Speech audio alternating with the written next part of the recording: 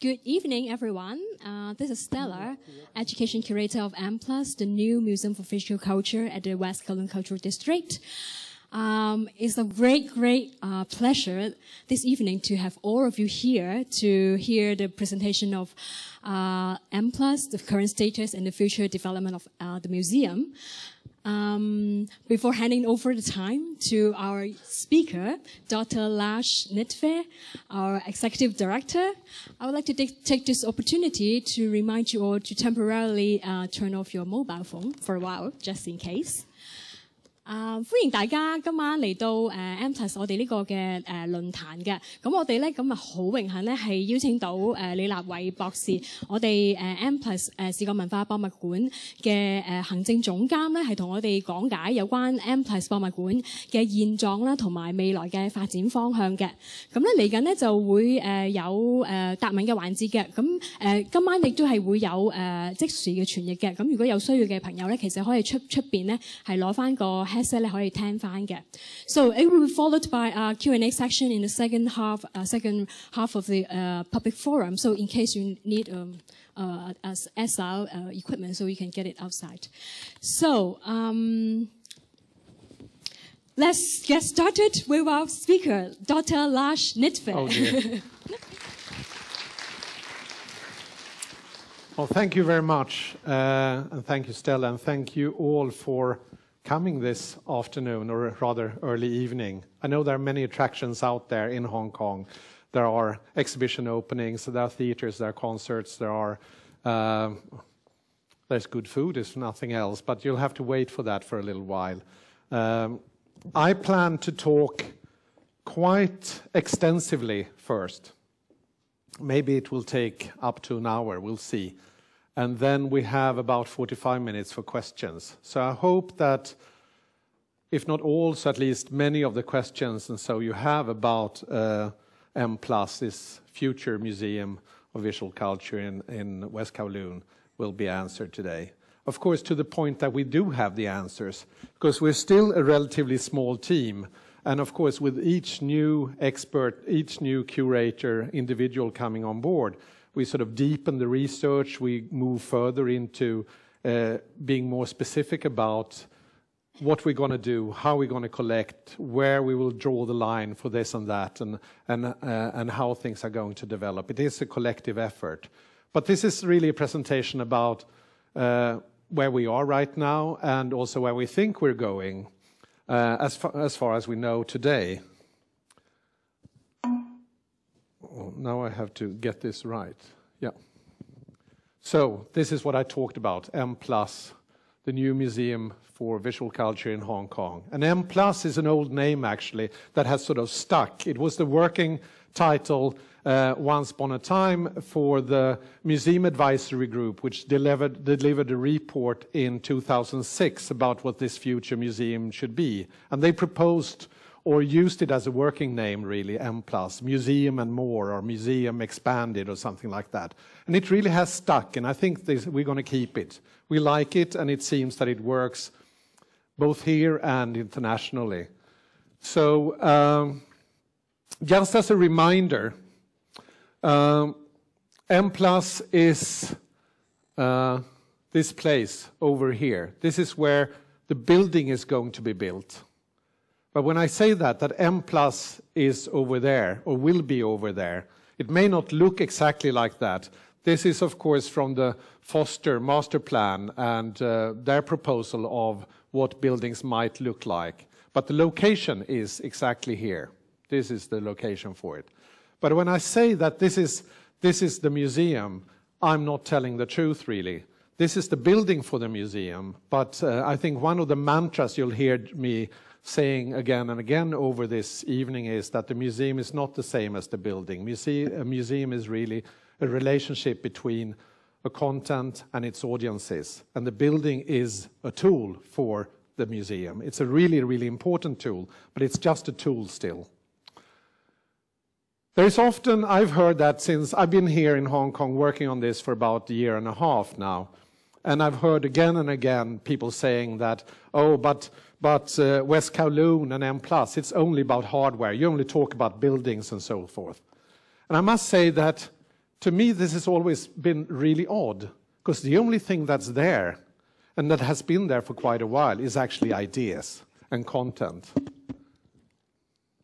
Now we'll see if I can make this move. Oh, look, there's a circle around where the building will be built. Because, and this is a mission statement that was proposed by this museum advisory group in 2006. And the Museum Advisory Group was really a group of the best thinkers in this field, at least, in Hong Kong, gathered and sat down for about a year and formulated a really good program for what this museum should be. And I must say that it was really not the prospect of a big building, but the ideas in this program, that the Museum Advisory Group put together, that attracted me to this project. And what it proposed, and I still believe it's a good proposition, is that the mission of M+ is to focus on 20th and 21st century visual culture, broadly defined, from a Hong Kong perspective with a global vision. And then it continued, with an open, flexible and forward-looking attitude, M+ aims to inspire, delight, educate and engage the public, to explore diversity and foster creativity. The second part, maybe many good museums could have formulated, but the first part is very specific to this project. It's about visual culture, it's about visual culture broadly defined from a Hong Kong perspective with a global vision. Something that struck me also when I was thinking through what this project really was about and what made it specific, what made it different from other projects around the world, was the fact that it basically rested on 3 pillars. And that these 3 pillars are really great in themselves, but taken together, it creates something that is very unusual. And the first is, it's a really ambitious project. It aims at raising the bar for museums in Asia. It's a sort of very ambitious from a museological point of view. Of course, it's also ambitious in terms of the size of the building, but that's maybe less important. I think there might be other buildings built in the coming 10 years or so that might be bigger than M+. But it's a very ambitious project from a museological point of view. And I think it's really possible to realize this in Hong Kong also. The second one is that it's a project with a very strong public service ethos. This is a project that is really intended primarily for the people of Hong Kong, for those who live and work here. It's not a tourist project primarily. It's not just a project for show. I don't know if I should say this, but I mean, this is not Abu Dhabi, it's Hong Kong. And I think that if you think about all the great museums in the world, if it's the Museum of Modern Art in New York, if it's Tate Modern in London, whichever museum you pick, and I'm thinking mainly about art museums and museums of visual culture, they are really rooted in the place they were built in. When we were building Tate Modern, which I was the first director of, I mean, it was really important, not only that it should be a London-based museum, but it should be based in Southwark, in that part of London which is south of the river, where people don't live the easiest lives in London. And actually, we even recruited most of the front of house staff from that part of London, so they would know that part of London. They would be able to communicate that place, and you would feel when you came there that you were not just anywhere. You were actually in London, and you were in Southwark also, in that part of London. And of course, you were in a global place at the same time, in a global museum.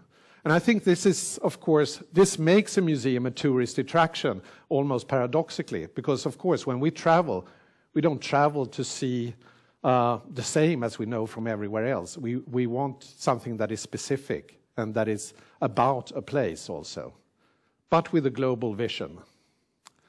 And the third thing, which I found really intriguing, especially in combination with the first, the fact that it's a very ambitious project, is that from day one, I was asked, and the team was asked, to actually rethink what a museum is, to of course, create a museum, but also challenge the givens on what a museum is. What is an art museum in the 21st century? And what does it make to create a museum in Asia and in this part of Asia?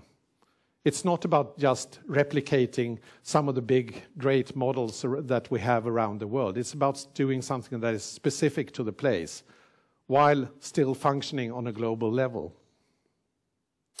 So it's a museum about Hong Kong here and now. And these three things together is something quite extraordinary. That's as an ambition for a big project. And I think it's a sign of great foresight, actually, to go ahead like this with these sort of three pillars, and not say that, oh, we want to replicate we want another Guggenheim, or we want something like Tate Modern, or we want something that already exists.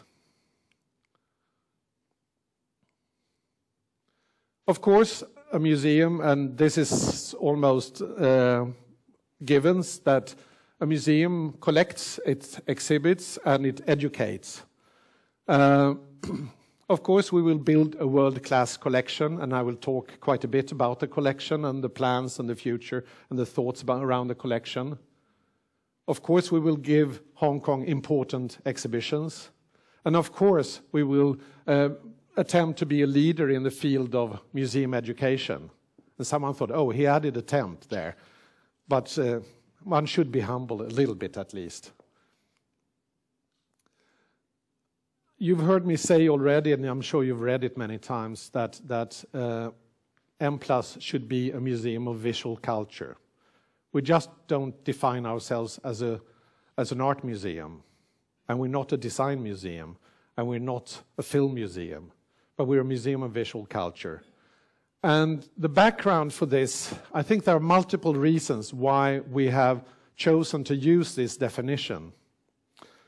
One is almost art theoretical, you can say, that I think the landscape of, what shall we call them, cultural categories have changed over the last 30 years or so.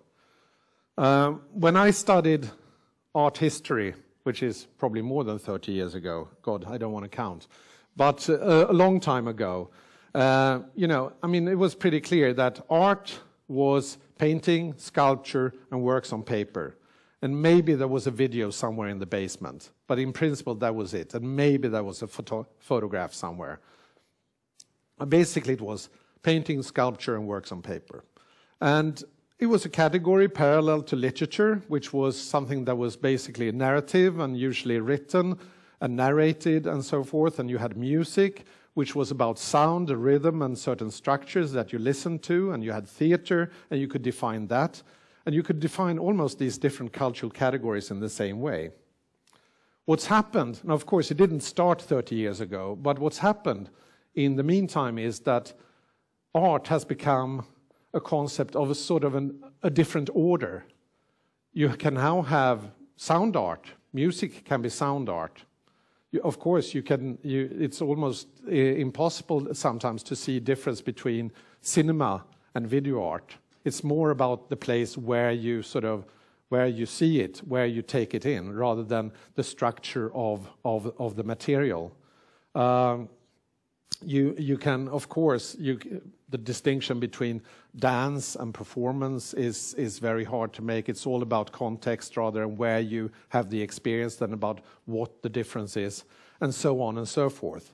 So what seems to have happened is that art has sort of moved away and become this sort of more umbrella. Of course, this started with Marcel Duchamp about 100 years ago, but has become this umbrella where things can move in and out, and we look at the same thing in a different way depending on if we look upon it as art or if we look upon it as, or take it in or read it as literature or as cinema or as dance or whatever category we choose. But it can always also be seen as art. And also, in these sort of border areas, it seems that some of the most interesting things that have actually happened in the last decades in the border areas, when things that could be design also can be seen as art, or could be architecture, can also be seen as art, or cinema could also be seen as video art and so forth. And these movements in and out happen a lot. And practitioners, authors, whatever we like to call them, artists, use this sort of movement as an investigation, a tool to investigate the world, basically. So if you have this scenario, it might be a good idea to create a museum around that scenario. And then if we move into Asia, we do know that these categories that I talked about, say, you call one thing design, you call something else art, and you call the third thing architecture, for example. These categories are, of course, not given by nature. They're social or cultural constructs.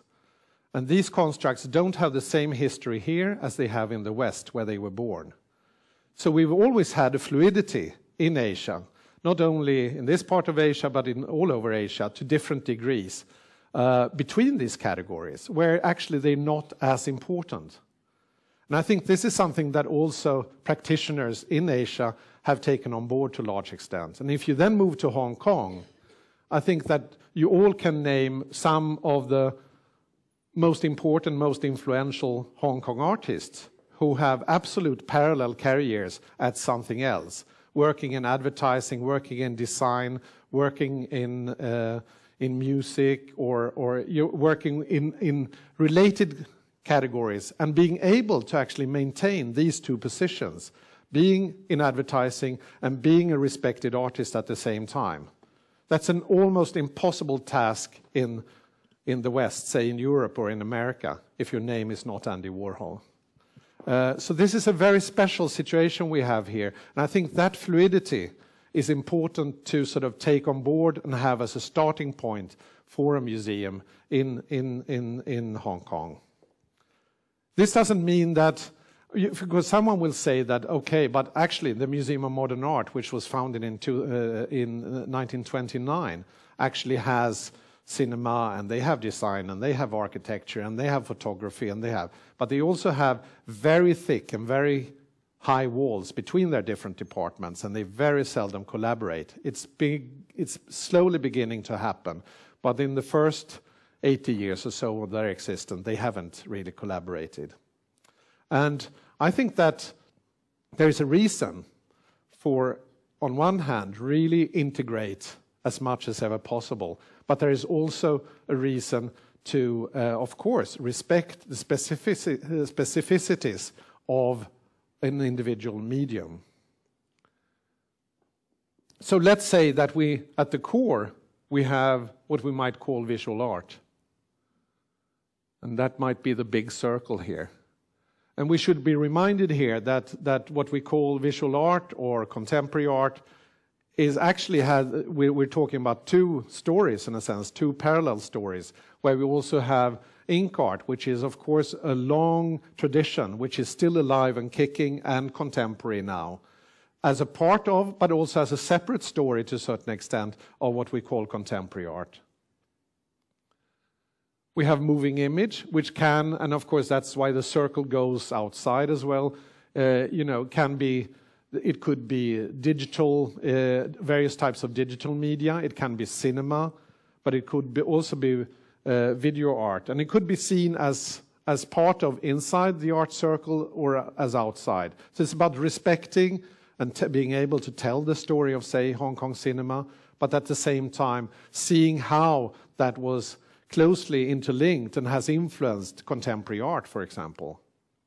Of course, popular culture, there are different forms of popular culture that definitely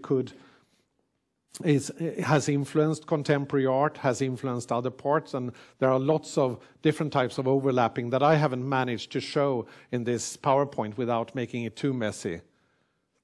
Design and architecture. So in a sense, I think you get my point, that we're trying to, on one hand, really try to focus on use the concept of art as a tool for investigation, but at the same time also really respecting that there are specific histories that needs to be told.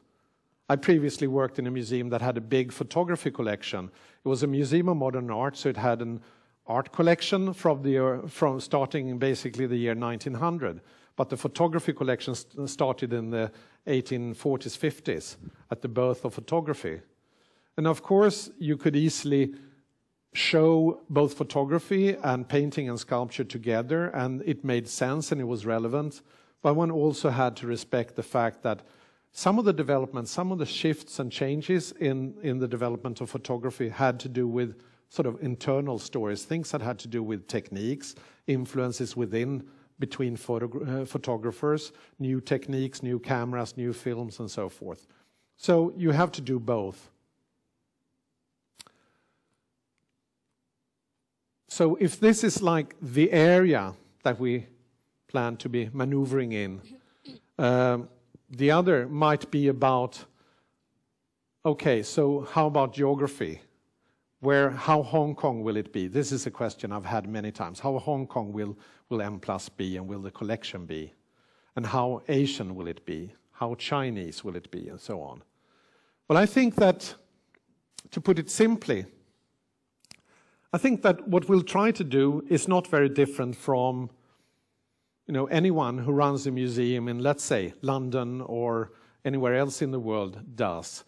When we collected at Tate Modern, of course, we collected British art in one way, and it was a quite comprehensive collection that we built, and it's the same if it's the Stedelijk Museum in Amsterdam or if it's the Moderna Museet in Stockholm or so. You're really, really good at your home turf, so to say, because that's the core of the collection. That's what you're about. That's where you are. And you actually collect in a different way than when you collect something that is from far away. So at the core here, of course, should be Hong Kong. We're getting more and more linked into the Pearl River Delta. China, we should have, and our aim is to have a really comprehensive and good collection of contemporary Chinese art, starting from the late 70s. And of course, Asia is important, given this perspective. However you define Asia, someone can always ask a question, how do you define Asia? And we can spend hours discussing that. But you know roughly what I mean, I think.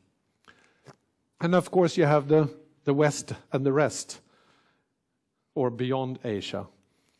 And just as we at Tate Modern collected Chinese contemporary art, or Brazilian contemporary art, or African art, or art from further away, and even Swedish art for that sake, in a different way than we collected British art, and of course also the sort of European and American art. We will collect art from the US or from South America or from other parts of the world in a different way, much more strategic. Think about what does this particular artist and his or her work, what does it do in relationship to the core of the collection? So it's just a shift of perspective. And I think it's about time that this shift of perspective happens.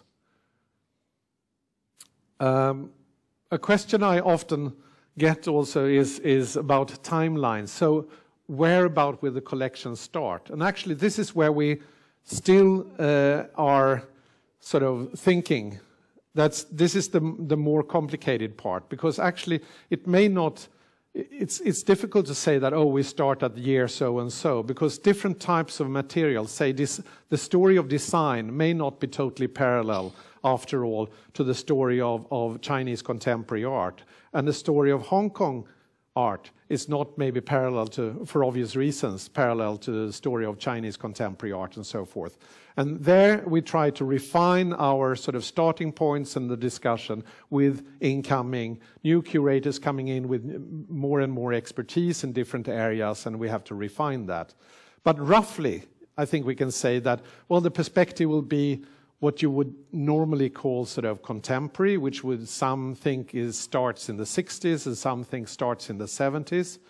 And we're still thinking a lot about where we should start the collection in terms of ink art and in terms of Hong Kong art. And what will the division of labor be between the different museums that will be existing in Hong Kong after we also have opened in those areas. But say roughly, I think that the starting point will be somewhere in the 60s, 70s. For Chinese contemporary art, it will be probably like in the mid-70s with a real starting point about 79. But we're not only about a collection. In the museum building, and of course a lot of a collection you see usually in a museum building, a collection usually takes up maybe a third of the, or maybe half, or, well, it can vary, but of the total space. It's also about exhibitions, of course. And I think one important thing for M+ is to be a platform for Hong Kong artists and for artists from the region.